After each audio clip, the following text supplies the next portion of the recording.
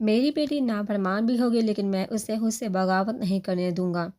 تو کیا کرو گے؟ ملک ناصر سرسراتے لہجے میں بولے۔ والدان کو قبول کر لوں گا۔ ملک ناصر کے لیے جملہ اس قدر غیر متوقع تھا کہ وہ حیرت سے بول بھی نہ سکے اور بابا چاند رکے بغیر بول رہے تھے۔ ملیحہ میری جان ہے اور کوئی کتنی دیر اپنی جان عذاب برداشت کر سکتا ہے؟ اسے تکلیف پہنچا کر ایک رات کاٹنا مشکل ہو گیا تھا۔ ساری عمر اس احساس کے ساتھ کیسے گزار پاؤں گا کہ وہ میری وجہ سے دکھ میں ہے۔ کل وہ بار بار مجھ سے کہتی رہی تھی کہ والدان سے مل لو۔ اگر وہ والدان سے ملی تو اسے میرے پاس ضرور لائے گی، اور وہ لڑکا اگر ملیحہ سے اتنی محبت کرتا ہے تو اس کا ہاتھ مانگنے میرے پاس آ جائے تو میں بہوشی ملیحہ کا ہاتھ اس کے ہاتھ میں دے دوں گا۔ اور نور ہدا؟ ملک ناصر نے مبہم سا سوال کیا۔ وہ پہلے ہی کہہ چکا ہے کہ ملیحہ کی مرضی کے بغیر اس سے شادی نہیں کرے گا، اور اگر اسے پتہ چل جائے کہ ملیحہ والدان سے شادی کرنا چاہتی ہے تو سب سے پہلے وہی ان دونوں کی وکالت کرے گا۔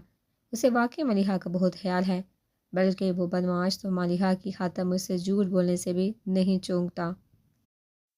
کچھ یاد کر کے وہ مسکرانے لگے۔ انہیں ایسا لگ رہا تھا کہ کوئی بھاری بوجھ ان کے سر سے سرک گیا ہو۔ والدان کی صبح بھاری سر کے ساتھ ہوتی، رات نیند بھی بہت دیر سے آئی تھی، اس لیے آنکھ بھی دیر سے کھلی۔ روز وہ 8 بجے لائبریری کے گیٹ پر ہوتا تھا۔ آج گھڑی میں 9 بجتے دیکھ کر وہ اچھل کر بستر سے نکل گیا اور چکراتے سر کی پرواہ کیے بغیر 15 منٹ میں تیار ہو کر بائک کی چابی پکڑے ہوئے نیچے تھا۔ عائشہ بھی اس سے ناراض تھی، پر اسے خالی پیٹ گھر سے باہر جاتا دیکھا تو بول پڑی، جہاں جانا ہے ناشتہ کر کے جاؤ۔ والدان نے لاؤنج میں رک کر ڈائننگ ٹیبل کی طرف دیکھا۔ امی مجھے دیر ہو رہی ہے۔ دیر آپ اس کے لیے نہیں ہو رہی جو ناشتے کے لیے 5 منٹ نہ رک سکو۔ سب جانتی ہوں۔ اس لڑکی کے پیچھے جا رہی، ان سے تو کچھ بولنا فضول تھا۔ ڈائننگ ٹیبل کے پاس آگے آفس کے لیے تیار ناشتہ کرتے مصطفیٰ عظیم نے کہا، ابو بس آج کا دن، کل سے میں واپس فرم جوائن کر لوں گا۔ آج کیا معجزہ ہونے والا ہے؟ عائشہ نے طنز کیا تو مصطفیٰ عظیم ٹوک کر بولے، بس کرو عائشہ۔ پھر والدان کی طرف رخ کیا، بیٹا ناشتہ کر لو۔ سوری ابو، میں بہت جلدی میں ہوں۔ پھر اللہ حافظ کہہ کر باہر نکل گیا۔ وہ تیزی سے بائک اڑا رہا تھا، مگر اس کے خیال کی رو اس سے بھی تیز بہہ رہی تھی۔ کبھی اس کا دھیان ملیحہ کی طرف مڑ جاتا، کبھی اپنی امی کی طرف۔ ان کا رویہ والدان کو پریشان کر رہا تھا۔ مین روڈ پر آگے جا کر ایک کٹ تھا، جسے سیدھے ہاتھ پر مڑ کر سامنے ہی لائبریری والی گلی تھی۔ والدان کو اس کٹ سے مڑ جانا تھا، مگر اپنے خیالات میں الجھے اسے ذرا آگے جا کر دھیان آیا، بجائے اس کے کہ وہ اگلے کٹ سے مڑ جاتا۔ اس نے مڑنے کے لیے بائک کا ہینڈل پوری طرح سے گما دیا۔ رفتار کافی تیز تھی، بائک لہرائی اور سلپ ہو گئی۔ والدان سڑک پر گر کر بے ہوش ہو گیا۔ پل بھر میں وہاں لوگوں کا مجمع لگ گیا۔ کوئی ایمبولینس بلوانے کی بات کر رہا تھا اور کوئی پولیس کو اطلاع کرنے پر زور دے رہا تھا۔ پھر ایک بھلے مانس نے ایک ساتھ دونوں کام کیے۔ اس ہجوم سے کوئی بھی والدان کے قریب جانے کو تیار نہیں تھا۔ بس ایک شخص نے بڑی احتیاط کے ساتھ اس کی نبض چیک کی اور زندہ ہے کہ خوشخبری سنا کر پیچھے ہٹ گیا۔ لوگوں کی نظریں اس کے بے ہوش چہرے پر تھی۔ یہاں سے ہٹتی تو بائک پر ٹھہر جاتی، جس کا اگلا ویل مڑ چکا تھا، مگر اسی ہجوم میں شامل ایک فقیر کی نظر بائک سے آگے فٹ پاتھ کے پاس پڑے اس چھوٹے سے بیگ پر تھی، جس میں والدان کے شناختی کارڈ اور لائسنس کے علاوہ کچھ رقم بھی موجود تھی، جو کچھ دیر پہلے والدان کی کمر سے بندھا تھا، مگر گرنے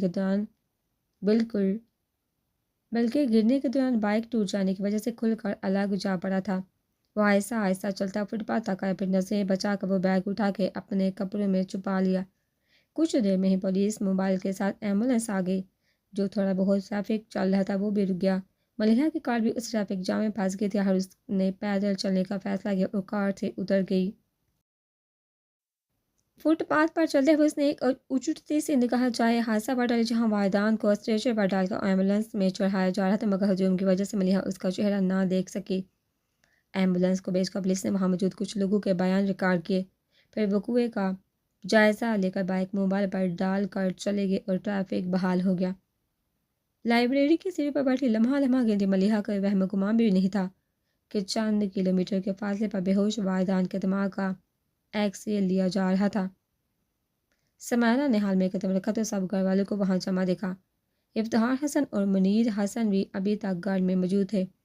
آپ تو آفس چلے گئے تھے، وہ آفاق کو دیکھ کر حیرت سے بولی، جسے کیسا فاروقی ڈرائیو کر کے آفس چلا گیا تھا۔ ہاں، مگر امی نے فون کر کے ملیحہ کی شادی اور شام میں انگیجمنٹ کا بتایا تو رہ نہیں سکا اور اصل صورتحال جاننے کے لیے چلایا۔ پر تمہاری تو ملیحہ سے بات ہو چکی تھی تو تم نے بتایا کیوں نہیں؟ چچی سمیرہ سے بولی۔ ملیحہ نے فون پر بتایا کہاں تھا چچی جان، وہ تو جا کر پتہ چلا، لیکن واپس کیوں آ گئی؟ دوپہر کے بعد ہم بھی وہاں جانے والے، تم وہیں ملیحہ کے پاس رہ جاتی، ایسے وقت میں وہ اکیلی ہے۔ اب اس کی امی نے کہا تو سمیرہ بولی، وہ گھر پر نہیں ہے، شاپنگ کے لیے گئی ہے، آج اور کل کا دن ہی تو ہے، پرسوں تو مہندی ہے۔ کہا تو اس نے مجھے بھی تھا پر پوچھ کر نہیں گئی تھی، یوں بھی اتنی صبح شاپنگ کے خیال سے ہی مجھے چکر آ گئے تھے۔ پوچھنے کا تو کوئی مسئلہ نہیں تھا، فون پر بتا دیتی کافی ہوتا، منیر حسن نے کہا، لیکن سمجھ نہیں آ رہا پھوپھا جان نے ملیحہ کی شادی اتنی جلد بازی میں کیوں طے کر دی؟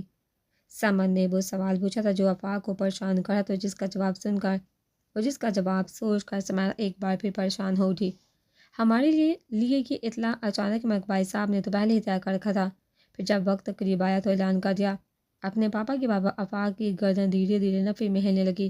اسے پتہ نہیں کیوں یقین تھا کہ ملیحہ نے اپنے بابا جان سے بات کر لی ہوگی اور اب یہ شادی اس کا ریئیکشن ہے، مگر اس نے خود کو بولنے سے باز رکھا۔ سامن نے البتہ اعتراف کیا، اگر ایسا ہوتا تو ملیحہ ضرور اس بات کا ذکر کرتی کہ 2 دن اس کی شادی کی تیاریاں چل رہی ہے۔ سمیرہ کی امی بولی، جب بھائی صاحب نے ہی منہ سے باپ نہیں نکالی تو ملیحہ اسے کیا کہتی؟ میرا تو خیال ہے نور الہدیٰ کے پاکستان واپس آتے سا معاملہ فٹ ہو گیا ہوگا۔ پھر تم نے دیکھا نہیں جب نور الہدیٰ ملیحہ کو لینے آیا تھا، کیسے بٹک بٹک اس کا دھیان ملیحہ کی طرف جا رہا تھا۔ آپ بتایا زاد، چچا زاد، بہن بھائی تو ہمارے گھر میں بھی ساتھ رہتے آئے ہیں، پر ایسی یہ گانگر تو کبھی نہیں دیکھی۔ ہاں، رشتہ اگر منگیتر کا ہوتا تو ایسا ہوا کرتا ہے۔ ان کے تجزیے سے کسی کو بھی اطلاع نہیں تھا، اسی لیے سب ہاں میں سر ہلانے لگے۔ آفاق لا تعلق سے بیٹھا سوچتا تھا کہ والدان کو فون کر کے سارے صورتحال کے بارے میں بتائے۔ پھر گھڑی میں 10 بجتے دیکھ کر اس نے ارادہ بدل دیا۔ اسے معلوم تھا کہ 10 بجے والدان کو ملیحہ سے لائبریری میں ملنا تھا، اس لیے اس وقت اس کا گھر پر ملنا مشکل تھا۔ وہ آفس جانے کے ارادے سے کھڑا ہوا۔ میں آفس جا رہا ہوں، اس نے سوچا۔ سمیرہ اسے باہر تک حسب معمول چھوڑنے آئے گی تو اس سے بات کر کے اندازہ لگائے گا کہ اسے ملیحہ نے اپنے اور والدان کے بارے میں کچھ بتایا ہے یا نہیں، پر وہ اعصابی طور پر تھک چکی تھی۔ سمیرہ نے اسے بیٹھے بیٹھے اللہ حافظ کہہ دیا۔ آفاق نے سوچا اسے باہر آنے کو کہے، پھر خیال آیا ملیحہ پورے سیاق و سباق کے ساتھ واقعہ والدان کے گوشو گزار کر ہی دے گی، جس کے بعد والدان یقیناً اسے کانٹیکٹ کرے گا، تو پھر سمیرہ سے پوچھنے کی ضرورت ہی کیا ہے؟ ممکن ہے ملیحہ نے اسے نہ بتایا ہو اور آفاق کی باتوں سے وہ مشکوک ہو جائے۔ سمیرہ سے بات کرنے کا خیال ترک کر کے وہ آفس کے لیے نکل گیا، مگر آفس میں بھی وہ الجھا ہی رہا۔ ہر بار جب اس کے ڈیسک پر کا فون بجتا تو وہ یہ سوچ کر فون اٹھاتا کہ شاید والدان کا فون ہو۔ 3 گھنٹے بعد اس نے والدان کے گھر فون ملا دیا، جسے انیکا نے ریسیو کیا تھا۔ بھابھی السلام علیکم، آفاق بات کر رہا ہوں، والدان گھر پر ہے؟ وعلیکم السلام، اور آج کل آپ کے دوست کا کوئی ٹھکانہ نہیں، اتنا تو آپ بھی جانتے ہیں۔ مطلب وہ گھر پر نہیں، صحیح سمجھے؟ اچھا۔ آفاق نے اچھا کو لمبا کھینچا۔ بھابھی اگر وہ گھر آئے یا اس کا فون آئے تو اس سے کہیے گا فوراً مجھ سے بات کرے، یوں سمجھے ایمرجنسی ہے۔ ٹھیک ہے، اسے بتا دوں گی، اللہ حافظ۔ فون رکھ کر وہ پلٹی تو عائشہ نے پوچھا، کس کا فون تھا؟ آفاق کہہ رہے تھے والدان سے ضروری کام ہے، گھر آئے تو اسے کہیں کہ مجھ سے بات کر لے۔ ایسا کیا ضروری کام پڑ گیا؟ وہ اچنبے سے بولی۔ ہوگا کوئی کام، میں نے پوچھا نہیں، انیکا نے شانے اچکائے۔ والدان کے ایکس رے کلیئر تھے، اسے کوئی گہری چوٹ نہیں آئی تھی، مگر اب وہ بے ہوش تھا، اس کے پاس ایسی کوئی چیز نہیں مل سکی جس سے اس کی شناخت ہو پاتی۔ جائے حادثہ سے بھی پولیس کو ایسی کوئی چیز دستیاب نہیں ہوئی۔ اب ایک ہی طریقہ تھا کہ بائک کے رجسٹریشن نمبر کے ذریعے اس کا اتا پتہ معلوم کرنے کی کوشش کی جاتی۔ یہ 18 دسمبر 1981 کا سرد دن تھا۔ آج کا کمپیوٹرائز دور نہیں تھا، اس وقت ریکارڈ ہاتھ سے تیار کیے جاتے تھے، اور اگر کہیں کوئی فائل نکالنی ہوتی تو گھنٹوں اسٹور روم میں فائلوں کے انبار کے ساتھ ساتھ کھپانا پڑتا۔ والدان کی شناخت بھی ایسا ہی سردرد ثابت ہونے والی تھی جس میں گھنٹوں لگ جاتے۔ آفاق سب کام چھوڑ کر بس والدان کے فون کا انتظار کر رہا تھا۔ ہر تھک کر اس نے خود والدان سے ملنے کا فیصلہ کیا اور اٹھ گیا۔ لائبریری کے گیٹ سے دور کار روک کر بیٹھا آفاق سوچ رہا تھا کہ اسے والدان جہاں ملے گا یا نہیں۔ وہ ملیحہ سے 10 بجے ملنے والا تھا اور اب 5 بج رہے تھے۔ ضروری نہیں تھا کہ وہ دونوں اب تک لائبریری میں ہوتے، پھر اس کے ساتھ ملیحہ بھی ہوتی۔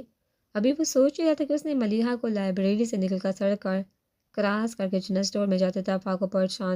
آفاق کی پیشانی پر سلوٹیں ابھر آئی۔ کچھ دیر بعد ملیحہ اسٹور سے نکل کر باہر آئی اور ٹیکسی میں بیٹھ کر چلی گئی۔ والدان کہاں رہ گیا؟ آفاق ملیحہ کی پریشانی بام چکا تھا۔ اس نے زیر لب کہا تھا۔ پھر وہ کار سے اتر کر اسی اسٹور میں آیا جہاں سے کچھ دیر پہلے ملیحہ نے فون کیا تھا اور اپنے پاپا کے آفس کا نمبر ملا دیا۔ پاپا، والدان آفس میں ہیں؟ کیا بات ہے؟ آج ہر کوئی اسے میرے آفس میں کیوں فون کر رہا ہے؟ ابھی 2 منٹ پہلے کسی لڑکی کا فون بھی آیا تھا۔ وہ والدان کا پوچھتے، اب تم بھی اس کا پوچھ رہے ہو؟ چکر کیا ہے؟ کوئی چکر نہیں پاپا۔ اچھا میں فون رکھتا ہوں، پھر اللہ حافظ کہہ کر اس نے فون رکھ دیا۔ میرا شک ٹھیک نکلا، والدان ملیحہ سے ملنے نہیں آیا، پر کیوں؟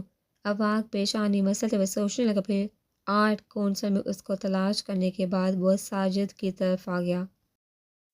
یار ساجد، والدان کو کوئی پتہ ہے؟ وہ وہیں لائبریری میں ہوگا، اس نے لاپرواہی سے کہا۔ وہ وہاں نہیں بلکہ کہیں بھی نہیں، آفاق نے کہا پھر پریشانی سے بولا۔ ساجد، اس کا ملنا اس کے لیے بہت ضروری ہے، کہیں سے بھی اسے ڈھونڈنا ہوگا۔ سب ٹھیک تو ہے؟ اس کے انداز پر وہ پریشان ہو گیا۔ آفاق لب بھینچ کر خاموش ہو گیا۔ ساجد اس کا دوست صحیح، پر وہ اس کے سامنے ملیحہ کا نام نہیں لینا چاہتا تھا۔ ساجد بھی اس کی خاموشی سے سمجھ کے کوئی ایسی بات ہے جو آفاق اسے بتانا نہیں چاہتا، تو اس نے پھر کوئی سوال نہیں کیا اور اس کے ساتھ اٹھایا۔ خوش قسمتی سے اس نئے ماڈل کی بائک جسے خریدے ہوئے بھی زیادہ عرصہ نہیں ہوا تھا، اس کی فائل توقع سے کم وقت میں اسٹور روم سے برآمد ہوگی۔ بائک کی رجسٹریشن مزمل مصطفیٰ کے نام پر تھی۔ فائل میں مزمل کی تصویر بھی موجود تھی۔ تصویر میں نظر آتا چہرہ زخمی کے چہرے سے تھوڑی مشابہت رکھتا تھا، مگر پھر بھی کافی الگ تھا۔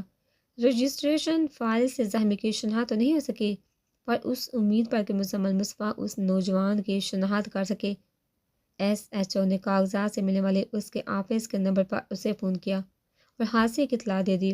مزمل ایک پل میں سمجھ گیا کہ زخمی نوجوان کون ہوگا۔ بائک کی رجسٹریشن تو مزمل کے نام پر تھی، مگر اس کا استعمال صرف والدان ہی کیا کرتا تھا۔ فون پر بتائے گئے خلیے کو پہچان کر بھی مزمل نے خود جا کر تصدیق کرنا ضروری سمجھا اور اپنے گھر والوں کو حادثے کی اطلاع کیے بغیر ہسپتال آ گیا جس کا نام اسے ایس ایچ او نے بتایا تھا۔ جنرل وارڈ کے بیڈ پر والدان کو دیکھ کر مزمل سکتے میں رہ گیا۔ اس نے فوراً ڈاکٹر سے اس کی حالت کے بارے میں پوچھا۔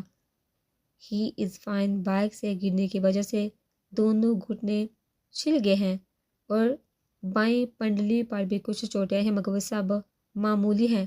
ہیلمٹ نہ ہونے کی وجہ سے سر پر چوٹ ہے، مگر وہ زیادہ گہری نہیں، لیکن ان کی بے ہوشی اسی چوٹ کی وجہ سے ہے۔ کوئی پریشانی کی بات تو نہیں؟ وہ فکر مندی سے بولا۔ بالکل نہیں، ہوش میں آتے ہی ان کا ہلکا پھلکا چیک اپ ہوگا، اس کے بعد یہ گھر جا سکتے ہیں۔ اور اس سے ہوش کب تک آئے گا؟ آپ کے بھائی کو 2-3 گھنٹے میں ہوش آ جائے گا، مگر میں نے آپ سے کہنا تھا کہ فکر کی کوئی بات نہیں۔ ہر طرف سے مطمئن ہو کر مزمل نے اسے روم میں شفٹ کرنے کا بندوبست کیا۔ اب اسے مصباح عظیم کو اطلاع کرنی تھی۔ اسے فون پر ایسی پریشان کن خبر دینا مناسب نہیں لگا، تو ان کے آفس آ گیا۔ ابو، میں آپ کو لینے آیا ہوں۔ کیوں؟ وہ حیران ہوئے۔ مزمل ہچکچایا، پھر سوچا بتانا تو پڑے گا، والدان کا چھوٹا سا ایکسیڈنٹ ہو گیا ہے۔ کیا کہہ رہے ہو؟ مزمل نے کوشش کی تھی کہ خبر سناتے وقت وہ ریلیکس رہے، مگر مصباح عظیم پھر بھی پریشان ہو گیا۔ ابو پلیز پریشان مت ہو، وہ ٹھیک ہے، اب آرام سے بیٹھ جائیے۔ مزمل نے ان کے شانے پر ہاتھ رکھ کر انہیں بیٹھنے کو کہا۔ وہ اس کے ہاتھ ہٹا کر بول، مجھے ان کے پاس لے چلو۔ مزمل، لے جانے ہی آیا ہوں، مگر آپ بیٹھ تو جائیے۔ اس بار مزمل نے انہیں زبردستی بٹھا دیا، پھر پانی کا گلاس ان کے ہاتھ میں دے کر کہا، آپ خود کو ریلیکس کریں۔ وہ بالکل ٹھیک ہے، تب تک میں گھر پر اطلاع کرتا ہوں۔ وہ پانی کا گلاس پکڑے ٹکر ٹکر اسے دیکھتے رہے۔ مزمل نے پھر ان سے کچھ نہیں کہا اور گھر پر فون کرنے لگا۔ بیل جانے کی آواز سن کر وہ دعا کرنے لگا۔ فون انیکا ہی اٹھائے، پھر ایسا ہی ہوا۔ انیکا مجھے تم سے خاص بات کرنی ہے، اس لیے پہلے تم آرام سے بیٹھ جاؤ۔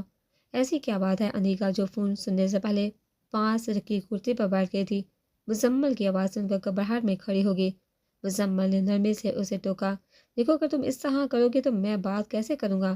انیکا کو لگا وہ ٹھیک کہہ رہا ہے۔ اس نے اپنے حواس قابو میں کر کے کہا، ہاں اب بتائیے کیا بات ہے؟ والدان کا معمولی ایکسیڈنٹ ہو گیا ہے۔ ایکسیڈنٹ؟ وہ خود کو پریشان ہو سے روک نہ پائی۔ ہاں مگر چھوٹا سا وہ ہسپتال میں ہے، لیکن پریشانی کی کوئی بات نہیں، اسے صرف معمولی چوٹیں ہی آئی ہیں۔ میں ابو کو لے کر کچھ دیر بعد گھر آ جاؤں گا۔ تم امی کو حادثے کا بتا کر ذہنی طور پر تیار کر لو، ورنہ ہسپتال میں والدین کو دیکھ کر وہ پریشان ہو جائیں گی، ٹھیک ہے؟ جی، اس نے کہہ کر فون رکھ دیا۔ عائشہ مصطفیٰ نے ایکسیڈنٹ کا نام سن کر ہی ہاتھ پاؤں چھوڑ دیے۔ انیکا کو انہیں سنبھالنے میں کافی وقت دقت ہوئی، پھر چادر انہیں پکڑا کر ان کے بیٹھنے کے لیے کرسی اندر سے لا کر پوچھ مل کے اس کے بعد بیٹے کو تیار کر کے ان کی گود میں دیا اور بھاگ کر گھر کے دروازے لاک کرنے لگی۔ تبھی بیل بجی تھی۔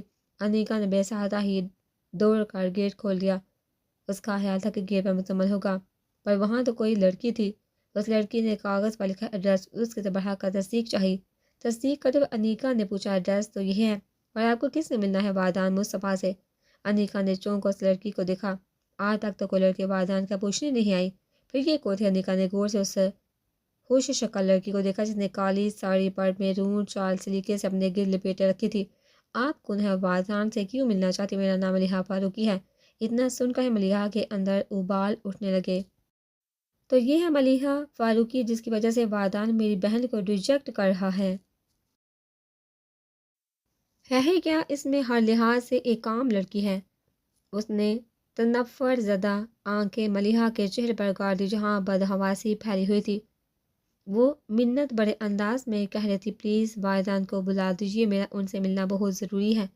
وہ گھر پر نہیں، انیکا نے کہہ کر گیٹ بند کرنا چاہا، پر ملیحہ نے ایسا کرنے نہیں دیا اور گیٹ پر ہاتھ رکھ کر روکتے ہوئے بولے، آپ کو معلوم ہے وہ کہاں گئے اور کب تک آئیں گے؟ نہیں جانے میں کون سا جذبہ تھا کہ انیکا نے اسے بے خبر رکھنا چاہا، حالانکہ وہ دیکھ سکتی تھی کہ ملیحہ بہت پریشان ہے۔ شاہ ملیحہ کو والدین سے نہ ملنے دینے کی لاشعوری کوشش تھی۔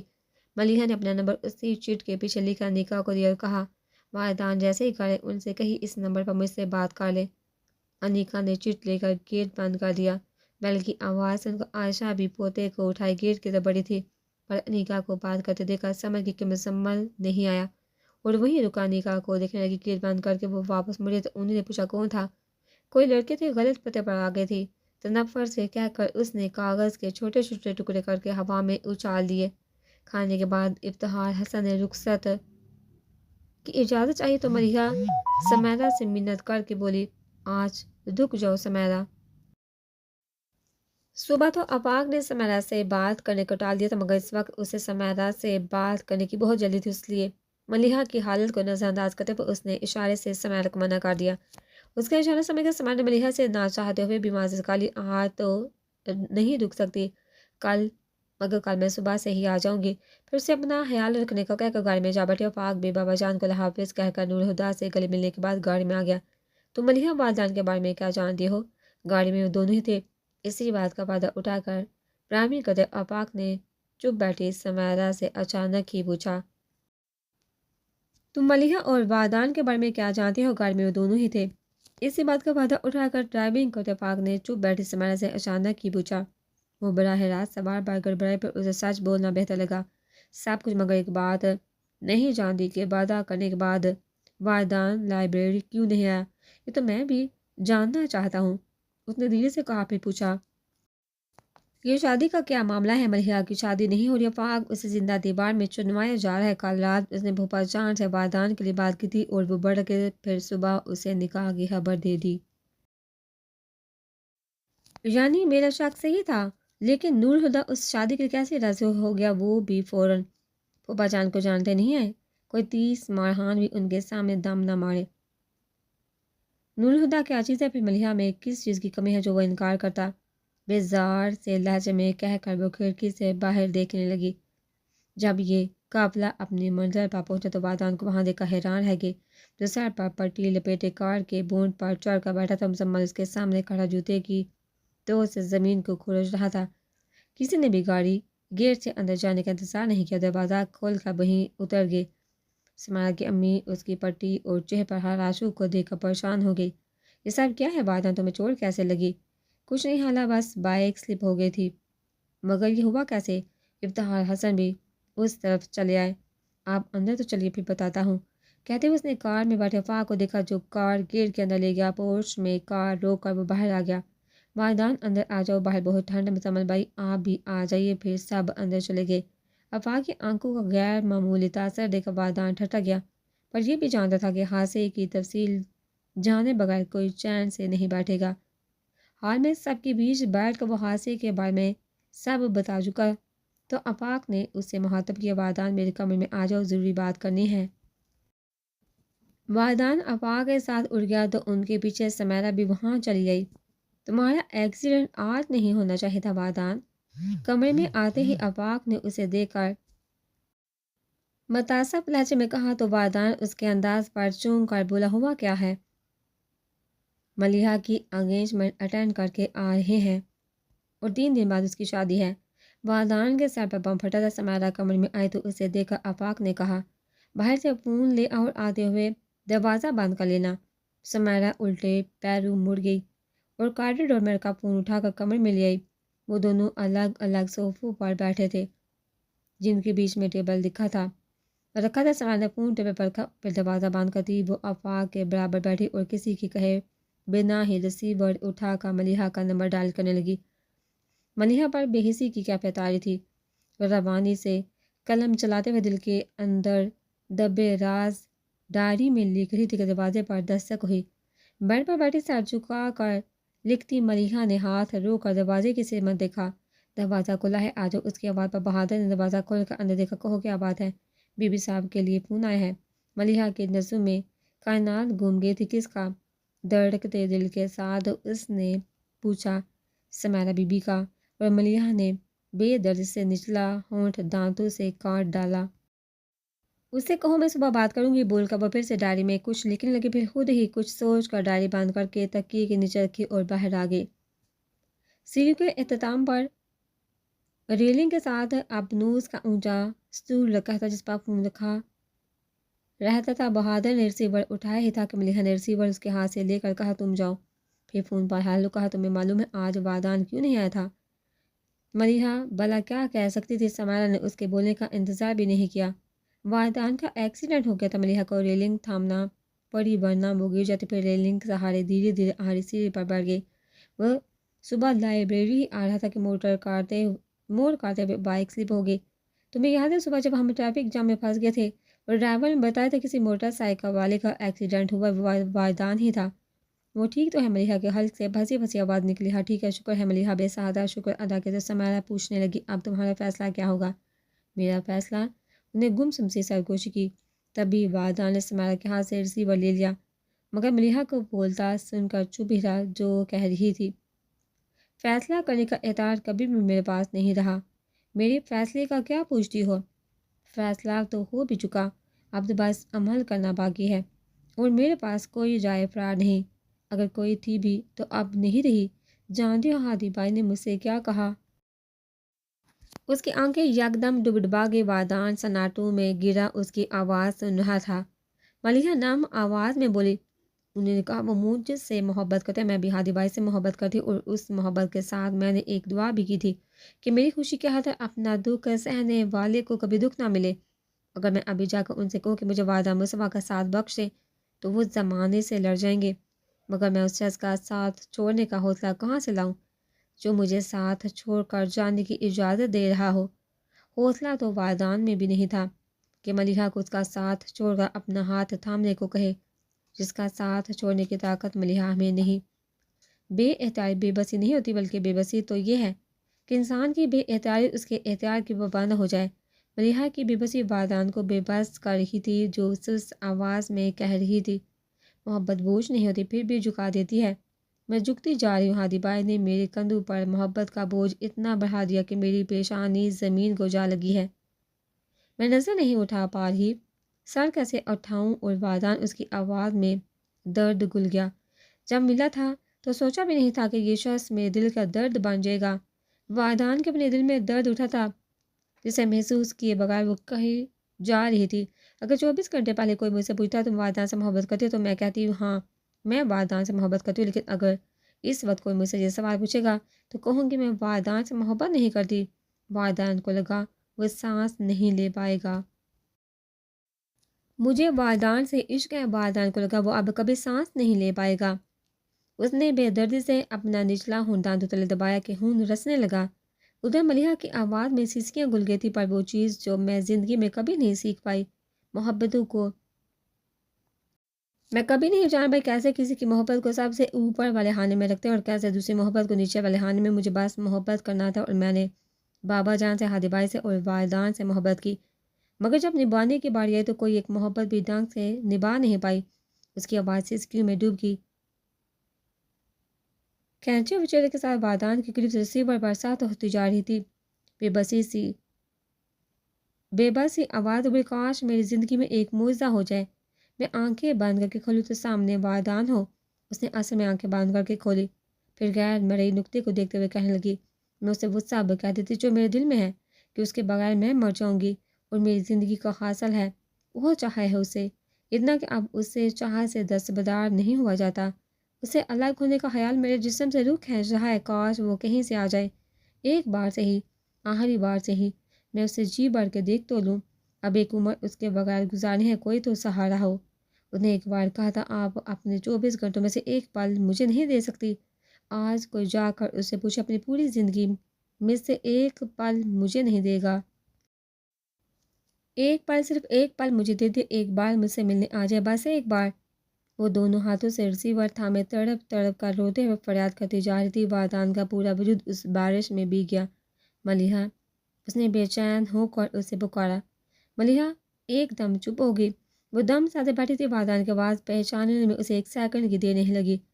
کچھ دیر پہلے وہ کہہ رہی تھی کہ والدین کہیں سے آ جائے، اور اب جب وہ اس کی آواز سنا تھا تو ملیحہ سے کچھ بولا ہی نہیں گیا تھا۔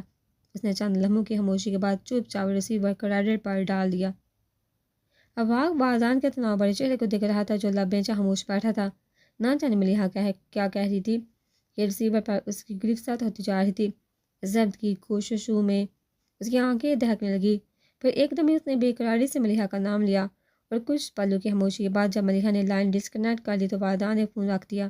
ملیحہ کیا کہہ رہی تھی؟ افاق نے پوچھا تو وہ تھکے تھکے سے انداز میں مسکراتے ہوئے بولا، ملیحہ اتنا حق تو رکھتی ہے کہ مجھے سولی پر لٹکا کر سانس لینے کی سزا سنا دے۔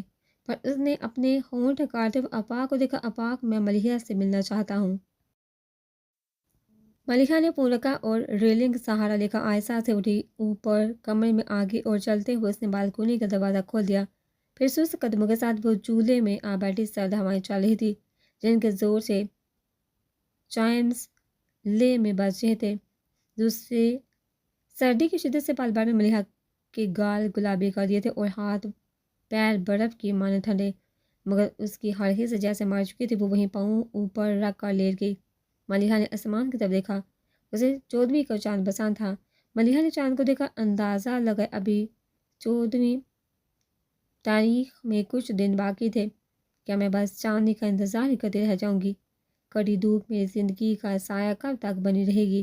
اس نے تھک کر سوچا، پھر بہت دل سے دعا کی، یا اللہ مجھے اس آزمائش سے نکال دے، انتہا میرے بس کی بات نہیں۔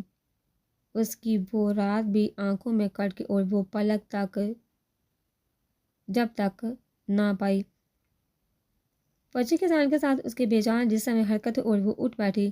نماز پڑھ چکی تھی تو اس کے ہاتھ دعا کے لیے اٹھ گئے، مگر دعا نہیں کر سکی۔ ہاتھ اٹھاتے ہیں جو دعا اس کے لبوں پر آنے کو مچلتی تھی، وہ نور خدا کے لیے بددعا تھی، اور ملیحہ کبھی نور خدا کا بددعا نہیں دے سکتی تھی۔ اس نے دعا کے لیے اٹھے ہاتھ گرا دیے اور جائے نماز ہی اڑ گئی۔ ملیحہ کو پانی حلق سے اتارنا مشکل ہو گیا تھا، نوالے کیا نکلتی، لیکن بابا جان اور نور خدا ناشتے پر اترے تو نور خدا اس کی غیر موجودگی کو محسوس کر کے بولے، ملیحہ ناشتہ نہیں کرے گی؟ اٹھ تو گئی ہوگی، دیر تک سونے کی اسے عادت نہیں ہے۔ بابا جان نے یہ نہیں بتایا کہ وہ ناشتے کے لیے منع کر چکے ہیں، بلکہ کہا ملیحہ اپنے کمرے میں ناشتہ کرے گی۔ اس جھوٹ کی وجہ بھی تھی، وہ جانتے تھے کہ یہ سن کر ملیحہ نے ناشتہ کرنے سے منع کر دیا، نور خدا سیدھے اس کے پاس پہنچ جائیں گے، اور پھر شاید اس کے سطح چہرے کو دیکھا کچھ آس بے قاری، اور اب ملیحہ کا مستقبل ان کے ہاتھ میں تھا۔ بابا جان نہیں چاہتے تھے ملیحہ کی طرف سے ان کے دل میں کبھی بال نہ آئے۔ وہ ایک باپ کی طرح اپنی بیٹی کی نادانی پر پردہ ڈالے رکھنا چاہتے تھے۔ ملیحہ کے لیے نور الہدیٰ کا دل بہت کشادہ تھا، مگر بابا جانتے تھے بیوی کے لیے اکثر مردوں کا دل تنگ ہو جاتا ہے، اس لیے بابا جان نہیں چاہتے تھے کہ وہ مشکوک ہو۔ لیکن نور الہدیٰ کے لیے یہ تبدیلی بھی حیران کن تھی۔ کمرے میں کیوں؟ بابا جان مسکرا کر بولے، بھائی ہمارے ہاں اب شادی کے طریقہ ہو جاتی ہے تو لڑکی کا لڑکے سے پردہ کروا دیا جاتا ہے۔ اب شادی تک ملیحہ تمہارے سامنے نہیں آ سکتی اوکے؟ نور الہدیٰ زیر لب مسکرائے۔ ناشتے سے فارغ ہوئے کچھ ہی دیر ہوئی تھی کہ ملیحہ کی خالہ اور مومانی اس کی کزن کے ساتھ آگے بابا جان نے خوش دلی سے انہیں ویلکم کرتے ہوئے ملیحہ کی خالہ سے کہا، پریال ہوتی تو ملیحہ کی شادی بہت دھوم دھام سے کرتی، اب تمہیں سب انتظام کرنا ہے، میں تو ان معاملات میں بالکل اناڑی ہوں۔ فکر مت کر بھائی صاحب، ملیحہ میری اپنی بیٹی ہے، میں اور باپیاں مل کر سب سنبھالیں گی۔ آمنہ نے حلو سے یقین دلایا۔ انشاءاللہ، اللہ کہیں کوئی کسر نہیں رہے کہ بھائی صاحب، بڑی ممانی نے کہا۔ پھر واقعی انہوں نے سب انتظامات خوش اسلوبی سے نبھا لیے۔ لان کافی کشیدہ تھا، صرف چوڑائی ہی 500 گز تھی اور 1000 گز پر بنے قیصر فاروقی کے گرد دائرے کی شکل میں چاروں طرف پھیلا تھا اور مہمانوں کی تعداد محدود تھی۔ افتخار حسن منی حسن کے خاندان اور عملہ کی فیملی کے علاوہ گنے چنے کچھ خاص لوگ ہی تھے، اس لیے ڈیسائیڈ ہوا کہ فنکشن کا قیصر فاروقی میں ہی ارینج کیا جائے۔ مہندی کا دن آ گیا مگر ملیحہ کی حالت میں کوئی فرق نہیں ہے، اس کے احساسات پر برف جم چکی تھی۔ شام ڈال چکی تھی اور قیصر فاروقی جگمگاتی روشنیوں سے بکا نور بنا ہوا تھا۔ پیلے کاٹن کے سلور گوٹا لگے شلوار قمیض میں ملیحہ کے کانوں میں موتیوں کے ہالے جھوم رہے تھے، دونوں کلائیوں میں بڑھ بڑھ کر پہلی کانچ کی چوڑیوں کے آگے موتیے اور گلاب کے مہکتے گجرے اس کے دودھیا کلائیوں میں سجے تھے۔ اس کے لمبے بالوں کو موتی کے لڈو سے گوند کا چوٹی کی شکل میں سنوارا گیا تھا۔ کاٹن کا پلہ دوپٹہ اس کے سر پر اڑا رکھا تھا۔ لڑکے اسے اپنی ہمراہی میں لیے کمرے سے باہر آئی، جو 2 دن سے اس کی مستقل قیام کا بنا ہوا تھا، اور سیڑھیاں اتر کر ہال کے باہر والے دروازے سے آتے ہی لان میں آ کے ملیحہ کو نور الہدیٰ کے برابر میں بٹھا دیا کہ لڑکوں نے اپٹن کا کھیل شروع کر دیا۔ مگر لڑکیوں کو اپنے کپڑے بہت عزیز تھے، وہ اس کھیل میں شامل نہیں ہوئی اور گانے گاتی ہی سارے لڑکے سفید کاٹن کے شلوار قمیض پہنے ہوئے تھے، جن کا حال اب بحال ہو چکا تھا۔ وہ اپنے چہرے ہی رنگنے میں لگے رہے۔ کسی کو ملیحہ کے برابر بیٹھے اس تماشے کو دیکھ کر ہنستے نور الہدیٰ کا خیال ہی نہیں ہے۔ خود کو بچاتے جنید کی نظر ان پر پڑی تو وہ چلایا، بھائیو اسے کہتے ہیں بیگانگی شادی میں عبداللہ دیوانہ، تم سب اپنا ستیہ ناش کیے جاؤ۔ ادھر نور الہدیٰ آرام سے ہونے والی بیگم کے بغل میں بیٹھا دانت نکال رہا ہے۔ پھر تو سب ہی مٹھیوں میں اپٹن بڑے نور الہدیٰ کی طرف دوڑے۔ نور الہدیٰ نے جو اس جم غفیر کو اپنی طرف آتے دیکھا تو محاورتاً نہیں حقیقتاً ملیحہ کے سر کے اوپر سے چھلانگ لگا کر پیچھے کی طرف دوڑے، مگر سمجھ نے انہیں جا لیا۔ پھر سب انہیں گھسیٹتے ہوئے حال میں لے اب نور الہدیٰ گاز پر دراز ہے اور ہر طرف سے ان پر اپٹن تھوپا جا رہا تھا۔ وہ چلانے لگے، بس کرو یار، کل میری شادی کیوں شکل بگاڑ رہے ہو؟ بڑا نازک دل ہے تمہاری بھابھی کا، بیچاری ڈر جائے گی۔ مگر کوئی بھی انہیں چھوڑنے پر تیار نہیں تھا۔ گھونگھٹ میں لا تعلق بیٹھے ملیحہ نے نور الہدیٰ کی آواز سنی تو سر اٹھا کر دیکھا، واقعی نور الہدیٰ کے چہرے پر اتنا اپٹن ملا گیا تھا کہ لڑکیوں کے شکنجے میں ملیحہ کو انہیں پہچاننے میں دقت ہوئی، اور جب پہچان لیا تو بے سادہ ذرا سا مسکرائی۔